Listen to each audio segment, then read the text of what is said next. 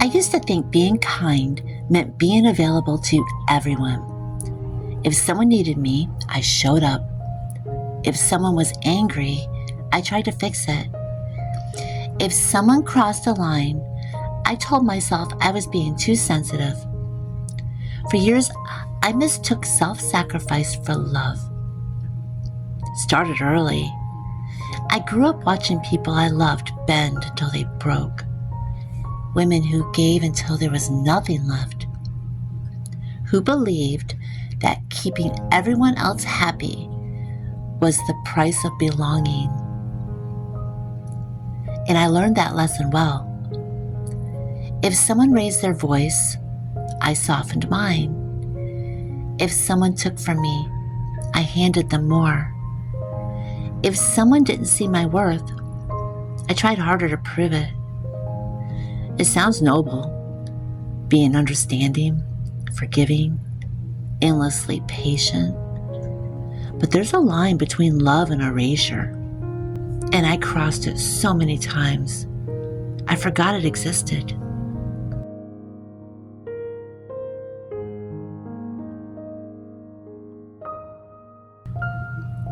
For most of my life, I lived without boundaries. I didn't even know the word. I thought boundaries were walls, something cold and selfish, something that pushed people away. I didn't realize that healthy boundaries are the opposite of walls. They're doors. Doors that open and close with love and intention. Doors that protect what's sacred and allow what's safe to come in. But I didn't know that yet. I was still saying yes to everyone else and no to myself. I was exhausted, overextended, resentful, and I called it compassion, when really it was fear. Fear of being rejected, fear of being misunderstood, fear of losing love if I stopped overgiving it. I can remember one day standing in my kitchen, my phone pressed to my ear, listening to someone unload their anger on me for something that wasn't even my fault. I nodded, apologized, promised to make it right.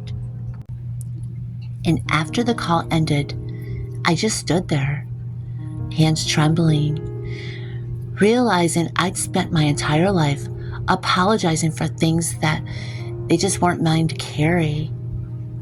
That moment was small, but it cracked something open. It was the first time I saw it clearly.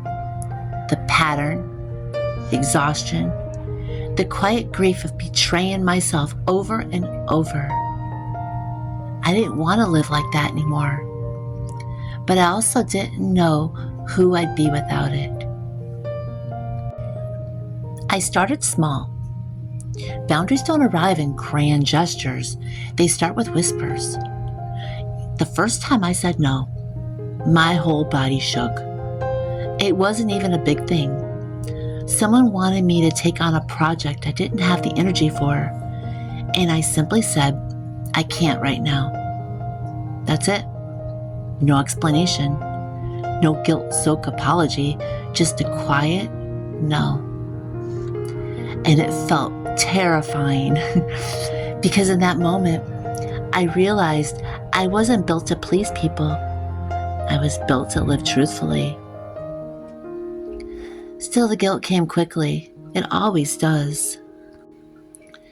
The first few boundaries, they feel like a betrayal. You'll want to explain yourself, soften it, make sure nobody's upset. You'll question whether you're being selfish, dramatic, unkind. But I learned something that changed everything. Boundaries, they don't hurt people. They just reveal who is benefiting from your lack of them. And once I saw that clearly, I couldn't unsee it. The more I practiced, the stronger that quiet muscle became. I learned that no doesn't need an essay to follow it. The silence can be an answer. that I don't owe access to anyone who doesn't respect my peace. And slowly, the world around me began to shift. Not because everyone changed, but because I did. Boundaries aren't about controlling other people. They're about teaching them how to treat you. And more importantly, they're about teaching yourself that you deserve to be treated well. For years, I was afraid that saying no would make people stop loving me. But here's what I discovered. The ones who truly love you, they'll adjust.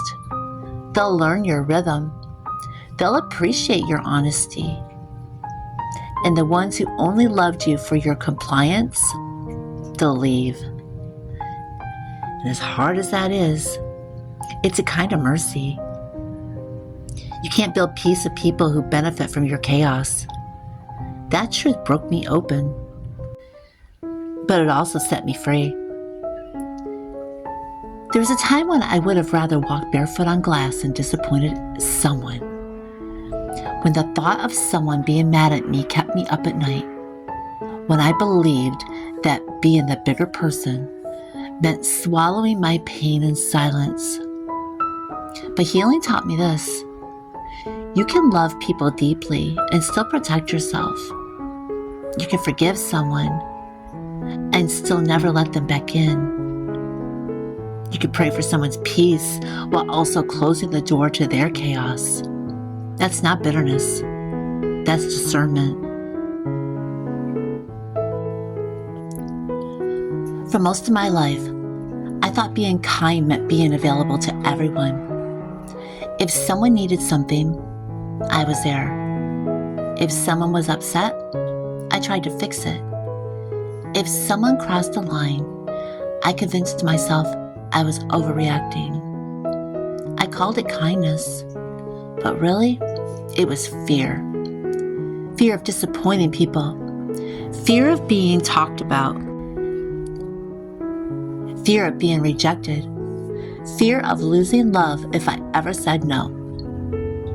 I watched women in my family give until they had nothing left. I thought that's what love was supposed to look like. So I followed their example, even when it hurt. There's a story I've never shared before, and it's small. Small things can reveal the biggest truths. Many years ago, I planned a New Year's Eve party. I was so excited. Cleaning the house, planning the menu, shopping, baking ahead of time. It meant a lot to me. A couple of days before, my brother called and said, "We're having it at my place instead." Just like that. I told him everything was already ready. All the food was bought. Everything was prepared. And he said without thinking, "Well, you and Tim can just use it another time." That was it. I hung up the phone, looked around at all the food, and I've never forgotten that feeling that washed over me. It wasn't about the party. It was a realization that my heart, my effort, didn't even cross their mind. And for the first time, I saw a pattern. I was always adjusting for everyone else, and no one was adjusting for me. I didn't get angry. I didn't yell. I didn't even cry. I just quietly shrank. The way women do when they've been doing it their whole lives. That moment didn't destroy me, but it opened my eyes. Because here's the truth. You can love people deeply and still have boundaries. You can say no and still be kind. You can protect your peace without losing your heart. Learning that took me years. Boundaries used to scare me. I thought they were harsh, something cold, something selfish. But they're not walls, they're doors. Doors that open and close with intention. Doors that protect what God gave you to care for. Your heart, your mind, your peace. The first time I said no, my hands literally shook. My voice wobbled. My whole body felt guilty. But afterward, something small shifted inside me. It felt like choosing honesty over fear, like choosing truth over pretending. And I realized something that I wish I had known decades ago. Boundaries don't hurt people. They just reveal who is benefiting from your lack of them. People who truly love you won't punish you for having limits. They won't disappear because you no longer overextend yourself. They'll adjust. They'll respect you. They'll honor your no. And the ones who don't, let them go. That's not cruelty. That's clarity. I used to be terrified of anyone being upset with me. Now I finally understand that peace is too sacred to give away for approval. God never asked me to be a doormat. He calls us to walk in love, not burnout. In peace, not people-pleasing. As I healed, my life started to change in quiet ways. I took longer to respond. I protect my mornings. I don't explain my boundaries in paragraphs anymore. I say no without apologizing. And I let my yes be real, not pressured. And guess what? My world did not fall apart. It actually got healthier. The right people stayed. The wrong people drifted. And I found room to breathe again. So if you're listening to this and you feel tired of carrying everyone's emotions, tired of always being the strong one, tired of saying yes when everything in you wants to say no, I want you to hear me. You are not selfish for wanting peace. You are not unkind for creating space. You are not difficult for having limits. You're human, and you matter too. Boundaries don't close your heart. They keep your heart from breaking. And they don't make you cold. They make you honest. And at the end of the day, honesty is a form of love. Toward others, yes, but also toward yourself. And every time I tried to protect my peace, I was made to feel guilty for it. There's something I don't talk about often because it still carries a quiet ache. But I know someone listening today needs to hear this. I had to let go of people I never thought I'd have to release. My brother, my mom, and several others in my family. Not out of anger, not out of punishment, but out of protection. For years I kept hoping something would change. I kept giving chance after chance. I kept shrinking myself, softening my voice, swallowing my hurt just to keep the peace. I made room for everyone else's emotions, while mine went completely unheard. I told myself, it's family. This is just how it is. But the truth is, family is supposed to feel like safety, not a source of repeated heartbreak. No matter how hard I tried, my boundaries were never respected. My no was treated like an insult. My limits were ignored. My feelings never seemed to matter. And eventually, I reached a hard moment where I realized God was not asking me to stay in places that were breaking me. Scripture actually speaks directly to this. One verse that held me up was, "Do not be misled. Bad company corrupts good character." 1 Corinthians 15:33. It doesn't say, unless it's your family. It doesn't say, endure dysfunction forever. It says, don't be misled. Don't let a title blind you to what a relationship is doing to your spirit. And then this one, above all else, guard your heart, for everything you do flows from it. Proverbs 4:23.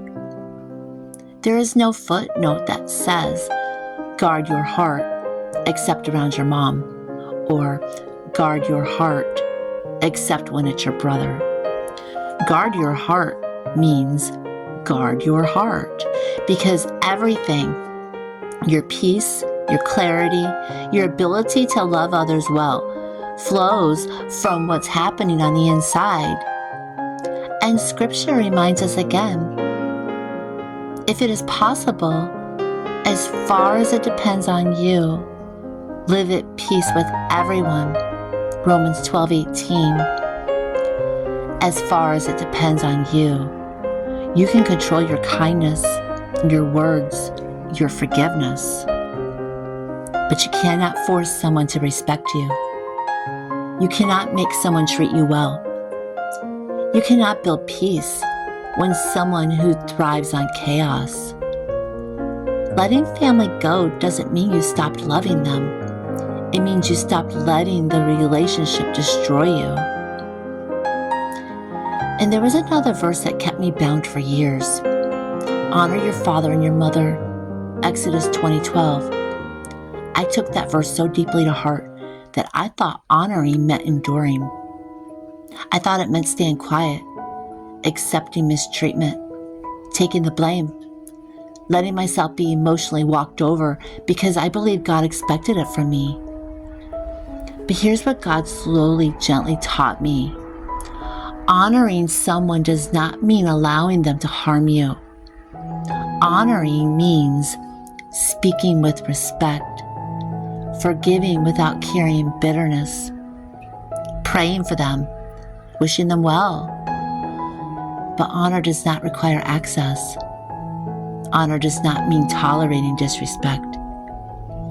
Honor does not mean sacrificing your mental, emotional, or spiritual health to keep the peace. God didn't contradict himself. He didn't say, honor your parents and also allow your heart to be destroyed. He expects us to do both, honor them and guard our heart. Sometimes the most honoring thing you can do is step back so the relationship stops running on broken patterns. I didn't walk away because I stopped loving my family. I walked away because I finally understood something God had been whispering to me. Peace is also obedience. Letting go was not rebellion. It was trust. It was surrender. It was me saying, God, I can't fix this, so I'm giving them to you. Jesus himself knows what it feels like to be rejected by the people closest to him. He understands the pain of loving deeply and being met with dismissal. He understands family heartbreak far more than we realize. So if you had to step back from family for your sanity, your safety, or your spiritual well-being, you are not failing God. You are walking in wisdom. You are honoring the heart he told you to guard. You are choosing peace over patterns that were slowly killing you. And here's the most beautiful part. God will bring people into your life who love gently and who respect your boundaries, who don't punish you for having needs, who treasure your presence the way he designed.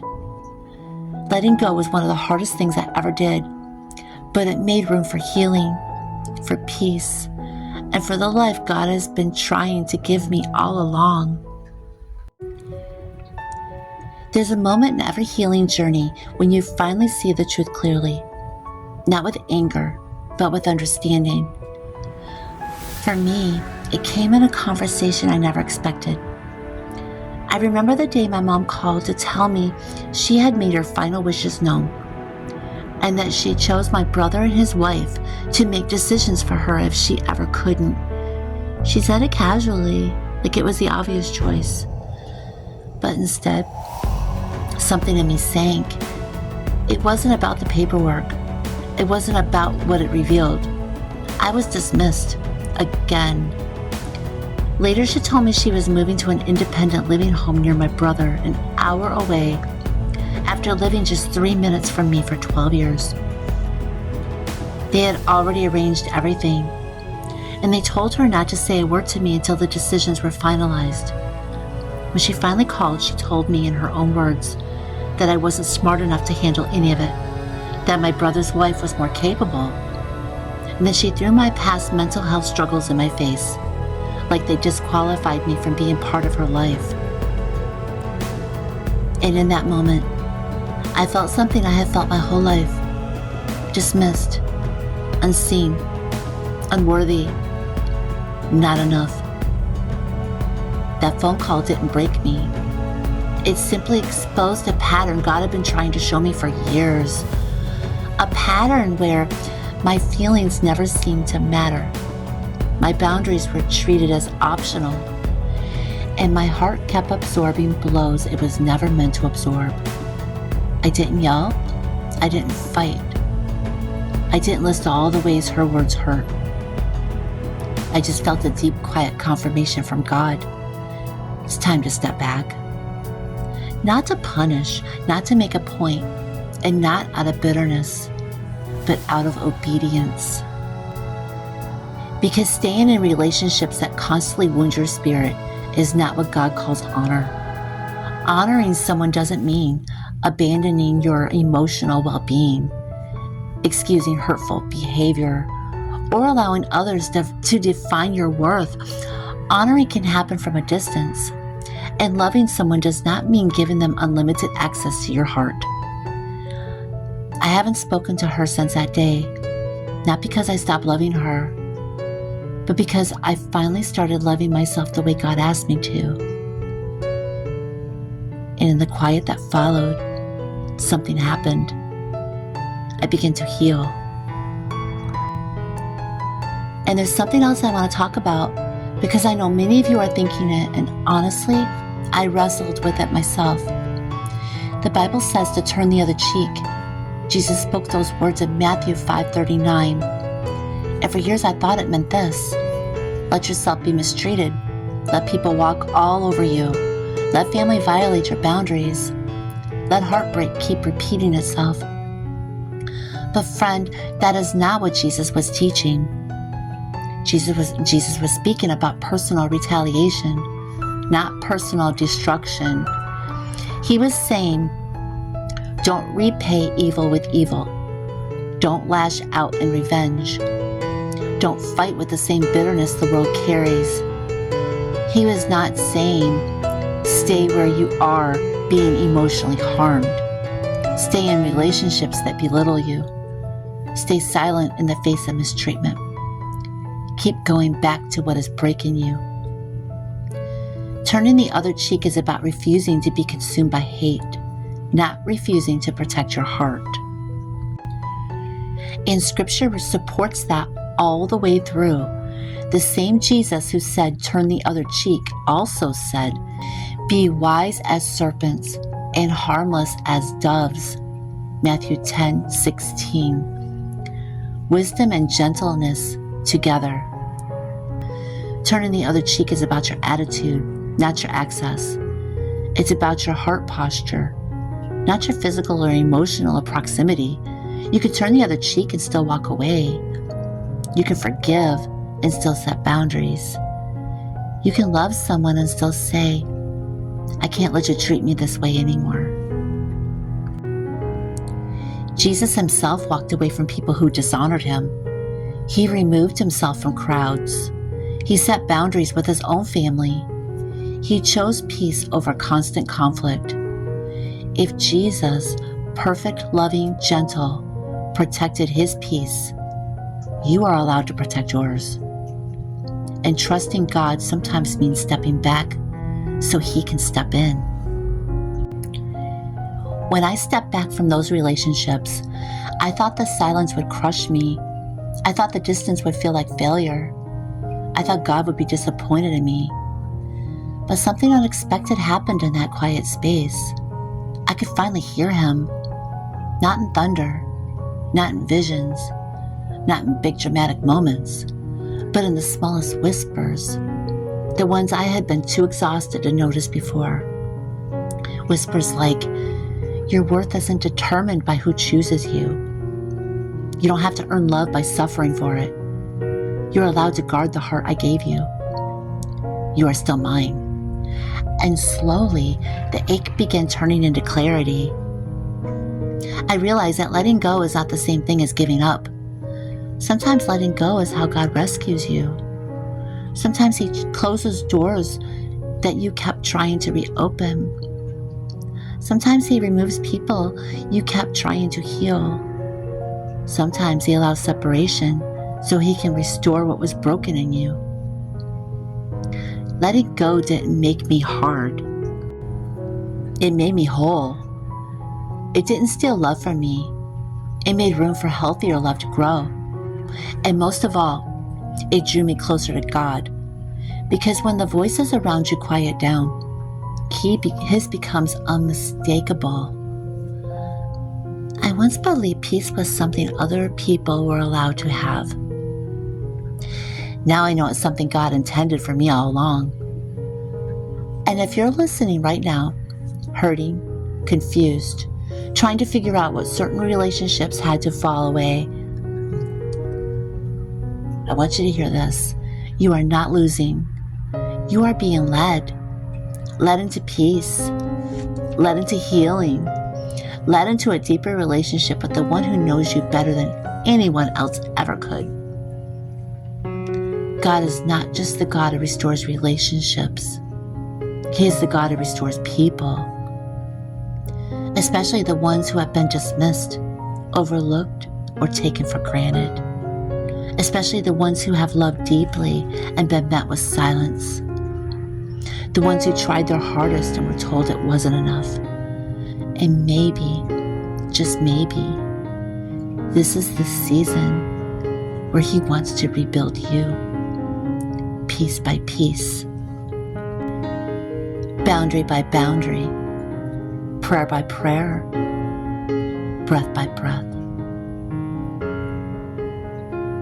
So as we move towards the end of this video, I want to leave you with the same truth God left me with.